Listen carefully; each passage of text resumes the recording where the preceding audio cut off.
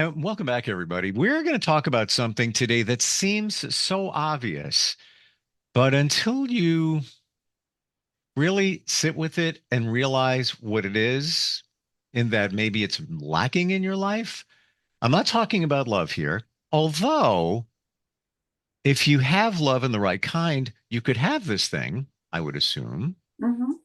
I'm talking about peace, peace in your life, inner peace. And we're going to it's one word. We're going to dig deep into that, down that rabbit hole with great psychologist Dr. Ann Creekmore, who is not only somebody who helps people with therapy and such, but she's also an amazing author as well. And she's back with us. Hi, Ann. How you doing? Good, Steve. How are you? I'm well, and I'm gratified that we're talking about this today because I used to go to church as a kid, as an adult, could be even like 5 years ago, 4 years ago. And they would say, Peace be with you, peace be with you, peace be with you. Yes. And I like, peace be with you too, peace be with you too. I really didn't know what they were talking about. I Hmm. didn't know what they were talking about until I realized I didn't have peace. Mm. It was lacking. Right. And then it came crystal clear. And there are those moments where life gets kind of crazy in your life. What is wrong? What? Why do I feel unsettled? What's going on here? Then you realize, oh, I don't have any peace. That's what it is. Yes. How do you define peace?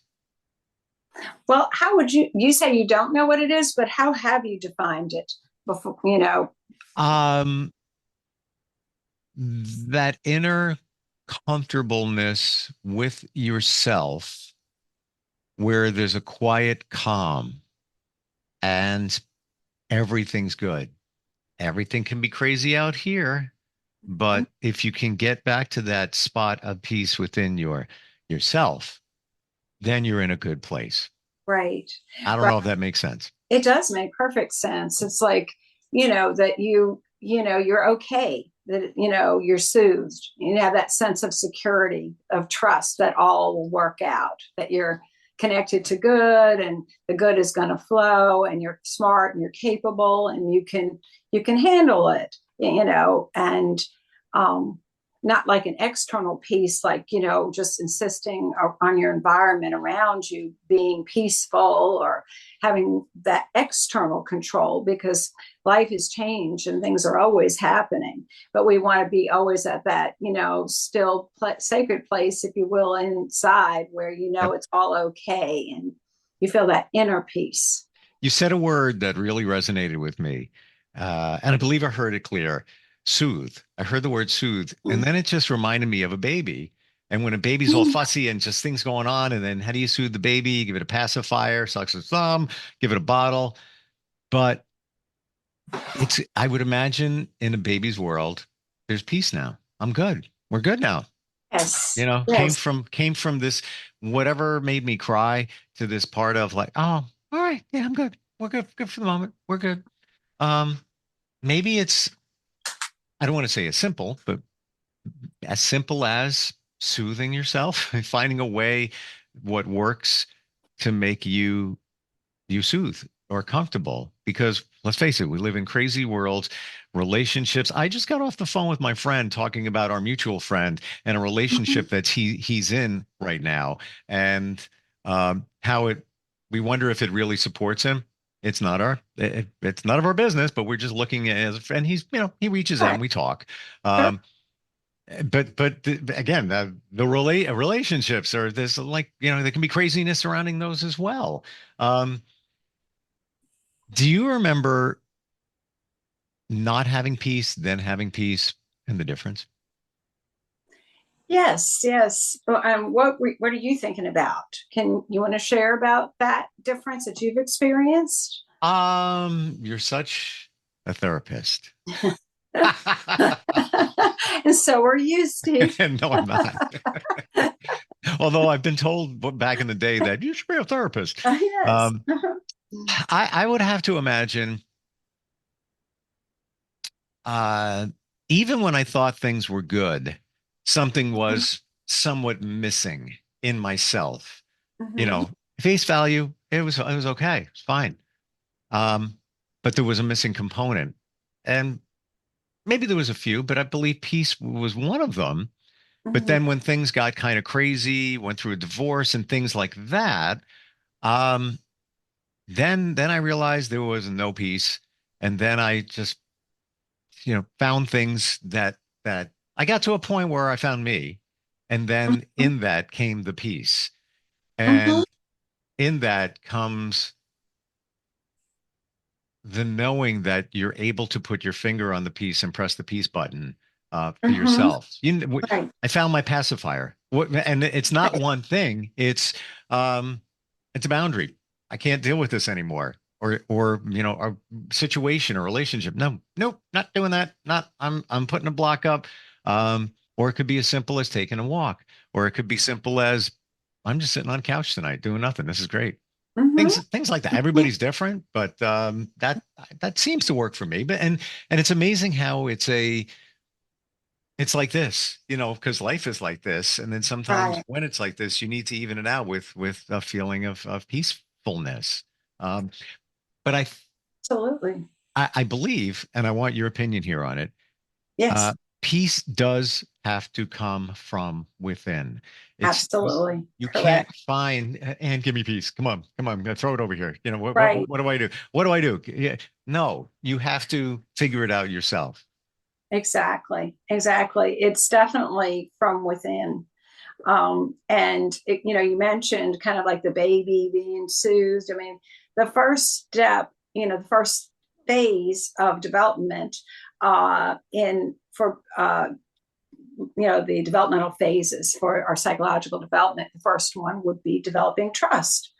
And of course, if you've had parents, taking care of you as a baby, that meeting your needs, you cry and something, someone comes and cares for you, whatever you need, can figure it out. Over time, you develop trust. And that is the foundation, that people need. You need to Hmm. have this sense of trust that's all okay, that I'm cared for, I'm provided for, and it's all okay. And of course, even if you have that, certain things can happen as you're growing up that are going to disrupt that trust and kind of shake that trust up, different traumas or so that you can kind of start out feeling the getting through that stage and then moving into autonomy and developing confidence in yourself and your abilities, and it can be shaken up by a trauma or different things happening. So Hmm. but we're really trying to get to that sense of trust, trust that's all going to be okay, that's soothing, Yeah, I think. Mm-hmm. yeah, and that's I believe that's the quiet calm that I referred to, and I might have even said it before. And when things were kind of tumultuous in my world at one point, I I walked outside one day and I just looked up at the sky and I could tell you where the sun was shining and then where my car was parked and all of that. And and there, could have been some impactful things happening very soon. It all worked out great. But then I just had that quiet calm, like, we're good. We're Yeah. good. We're good here. Perfect. It's perfect because so much of what we see is bringing in past things and often negative things, still not processed to completely healed, of course, and bringing it into the present and seeing negative in the present situation. And then there's no openness for the good, right? It's a blockage because you're just kind of seeing this negatively and that this negative thing is going to ensue after that, and you've totally blocked your ability just to look at, like you said, the sky and the sun and just feel that peace and connected, that's all is good. And then you're open to a miracle, an everyday miracle of like moving into your good because you've opened up to seeing it as a possibility, the good coming. Mm. Um, yeah, funny you should say that. I know it sounds kind of silly, um, but I know the good is coming. Yes, I'm, exactly. I'm blessed. I'm good. A lot of great things, great friends, things are good. However, I know for me, there's more out there and it's showing up. It, Exactly. in universe's time. You got to be patient on Yes, these things. But I exactly. do have that I have that feeling. And I just, when you start thinking that way, things start changing. It's kind Exactly. of weird. Like I had a business idea, been thinking about it for a while. Mhm. This is this week, by the way. Cool. I Yeah. just got a phone call the other day from somebody who I knew. I don't even know him that well, but yeah, we see eye to eye on things. My daughter and his daughter used to hang together a few years ago. He moved away. He was thinking the same thing I was. I'm like, and we're like, let's do this together. So, Wow. so Right. he's going to fly to New York. We're going to work on this thing together. He's got the same vision. No, we have expectations, but we're not. We're grounded on it all. And fantastic. All right, great. That, It's like whether it works or not, which I feel it's going to. We mhm. both feel like we're moving in a positive direction. Um, do you feel that you need to eliminate things in your life to bring the things you want in your life to you? Sure. I mean, it's hard to stay at inner peace and openness to all good if you're, going through a lot of toxic things, and because they're going to, rile up some emotions, even if you're good at being emotionally regulated and soothing yourself and getting to inner peace and so on, and positive self-talk or meditation or your you know religious or spiritual beliefs, things that bring you back. If you're in the middle of a lot of drama all the time, it's going to sure enough, you're going to have to work a little harder to keep you to that inner peace. So you got to set some boundaries against toxic, you know, Yeah, relationships or toxic interactions, at least just to express to the person, and get that out of you. Like when this happens, I feel hurt or whatever, and would, make a request or something. And if that doesn't work, maybe then you don't interact with that person when you don't have to. sure. So you asked me, now I'm asking you. Role Mhm. reversal. Uh, how do you find your peace? And is there a moment that you realize that yeah, all right, that's what that peace thing is? Well, I probably do things on a regular basis.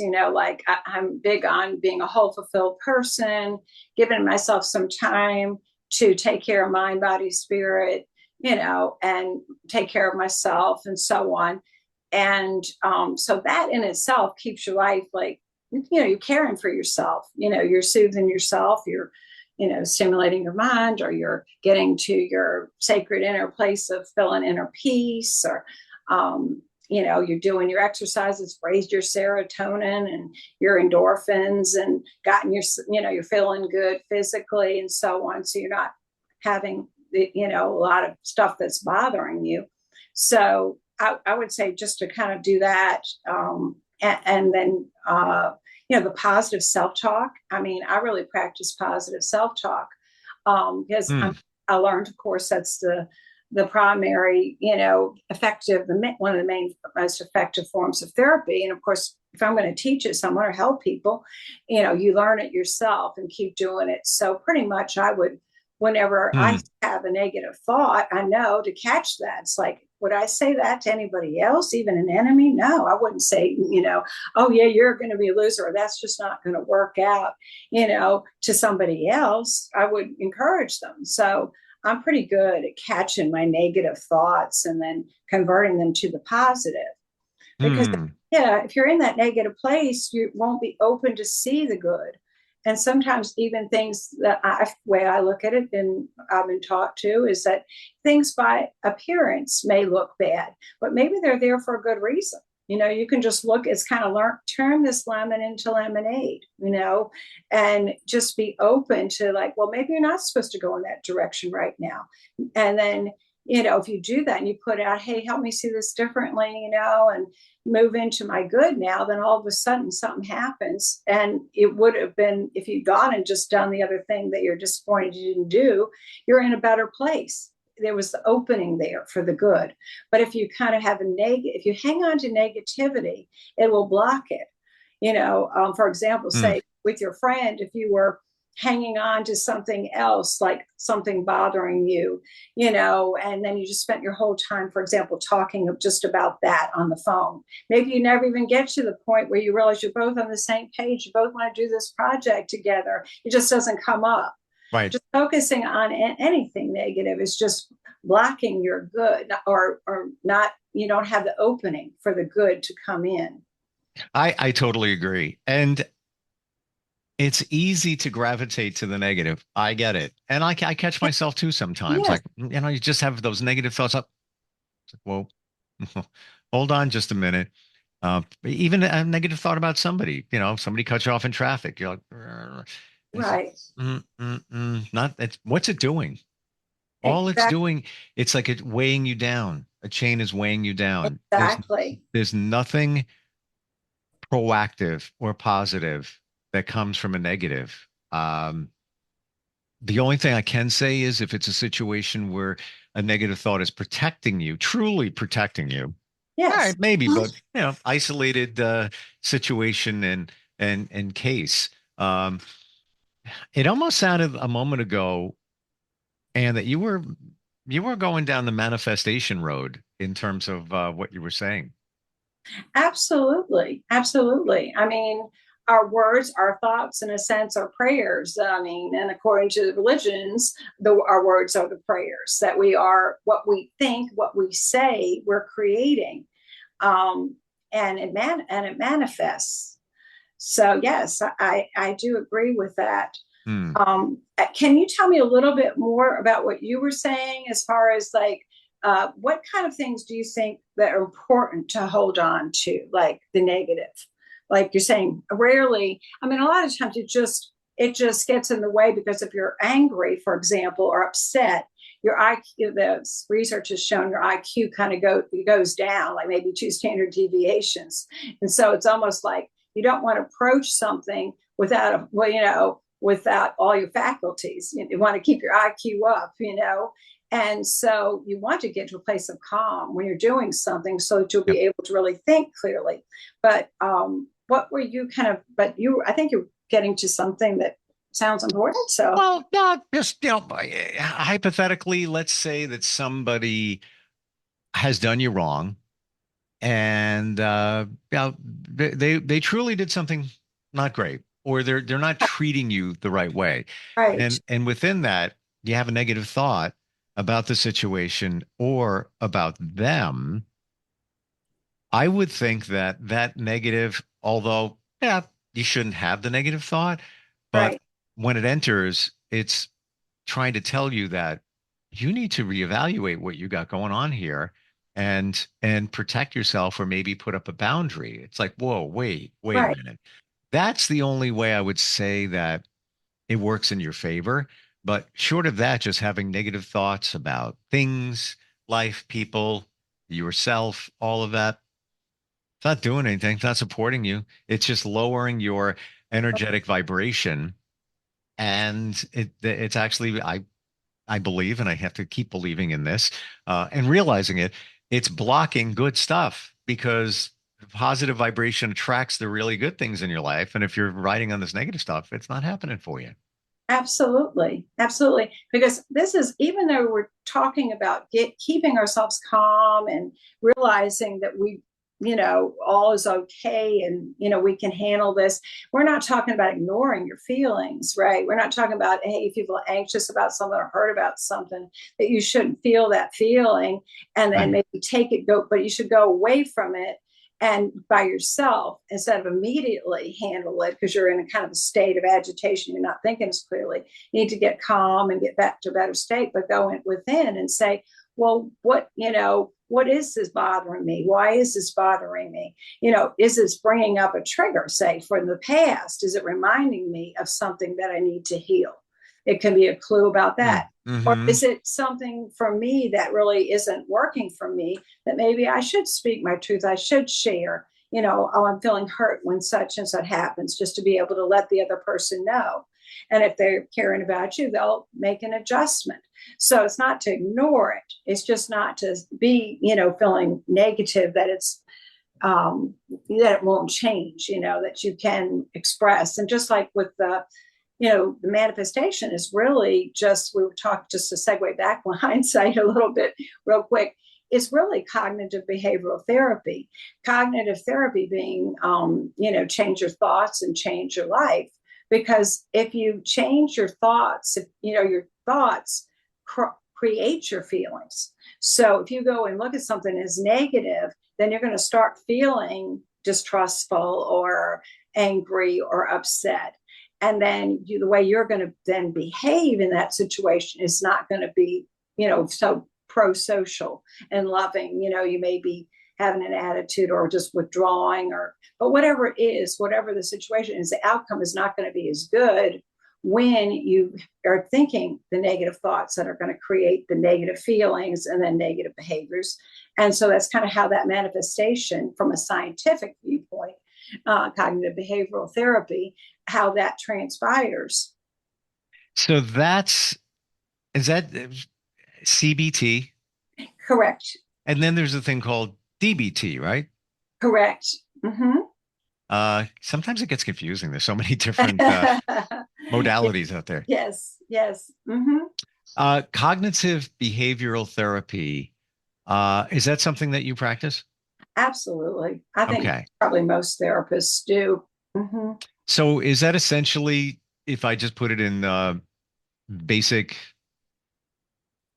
layman terms, Yes, it's the changing the way you process things, changing your behavior. right. That essentially what it is, the way Right. you look at Cognition, things. thought, behavior, therapy. Right. It's Hmm. when you look at something, you think you're looking at it or perceiving it, but really you're projecting into it. And and then that will affect how you react to it. So you really have to step back and be able to, to realize that that is what's happening. We don't want to just go there. And because that old saying comes to mind of just anger is like taking a poison pill expecting somebody else to die. And Hmm. so it's kind of like, if you're at that, you're creating lack of peace right there by being angry and It seeing whatever it is in your face. It's disturbing.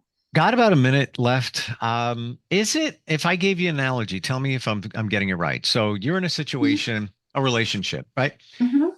You're in the weeds, you're in the mud, you're in there, and your emotions, Trenches.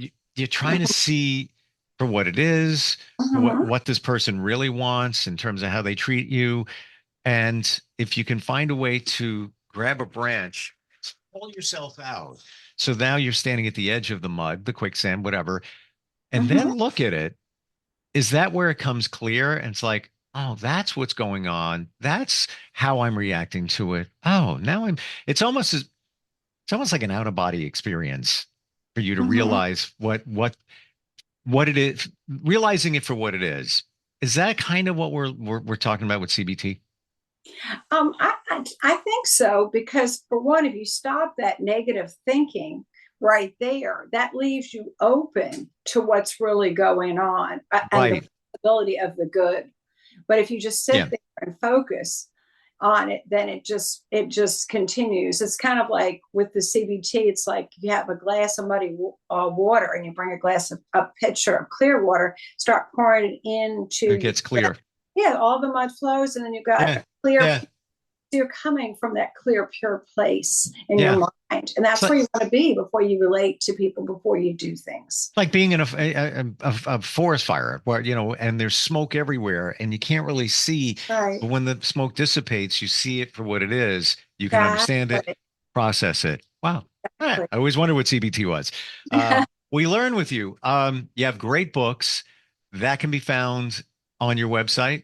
Where do we Mhm. go? The easiest way, I think, is to go to Psychology Today and just look that up. It's kind of a therapy directory, but I'll be on it, and Creekmore in Richmond, Virginia. And my link is right there for my full website, and just click it right on there, and it'll take you to my website. Love Yourself, Love Your Life is the book.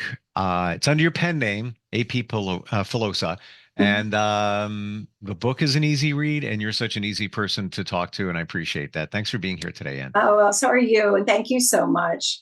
And I'm going to say this. Peace out. Let there be peace be with you. Let there, and I don't mean any religious right, connection there. Out. Got it. Let there be peace. All right, we'll talk soon. Talk We'll be soon. coming right back. Thank you.